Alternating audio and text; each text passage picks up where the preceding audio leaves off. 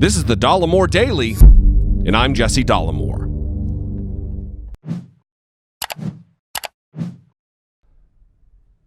It will absolutely come as no surprise to you that I'm breaking no news when I say that the Republican Party is overflowing with bold and unabashed liars.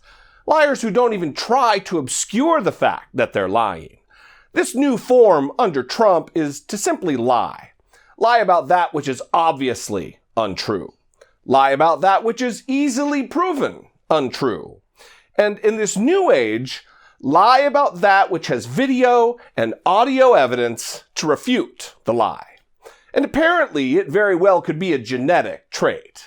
I mean, we've seen the string of clumsy, stupid, and on-repeat lies coming from Donald, if it's what you say, I love it, Trump Jr.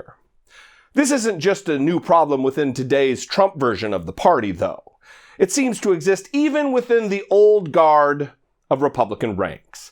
It appears that hobgoblin Dick Cheney has passed to his daughter the art of bald-faced lies as well. You see, on Monday, Liz Cheney tweeted this scurrilous whopper in an effort to falsely accuse Congresswoman Rashida Tlaib of the disgraceful act of anti-Semitism. She tweeted, quote, "Here's at Rep. Rashida's direct quote.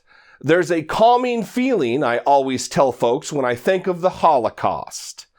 And her history of what happened after is a fantasy based on lies spread to delegitimize the state of Israel."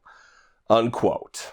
Taken out of context, which, of course, this wicked liar is hoping you'll do, Liz Cheney is painting a picture that Rashida Tlaib was asserting that she loves to think about the Holocaust because it makes her feel calm and relaxed, reassured even, when of course that wasn't even close to what was said.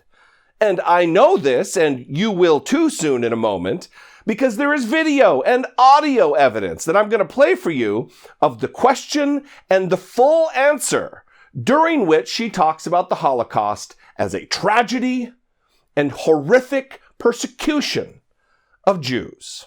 So, Congresswoman, you've created something of a stir by coming out in favor of a one-state solution in Israel and Palestine. And I think you may be the only Democrat who's publicly supported a one-state solution. So what is your vision for a one-state solution that meets both Palestinian and Israeli or Jewish national aspirations? Absolutely. And let me tell you, I mean, for me, just I think 2 weeks ago or so, we celebrated, it took a moment, I think, in our country to remember the Holocaust.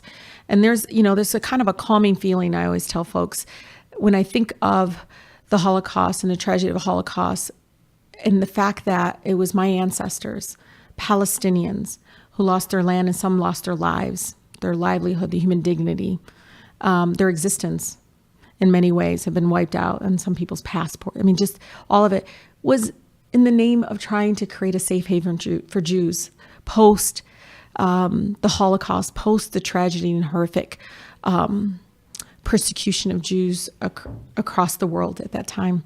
And I love the fact that it was my ancestors that provided that, right, in many ways.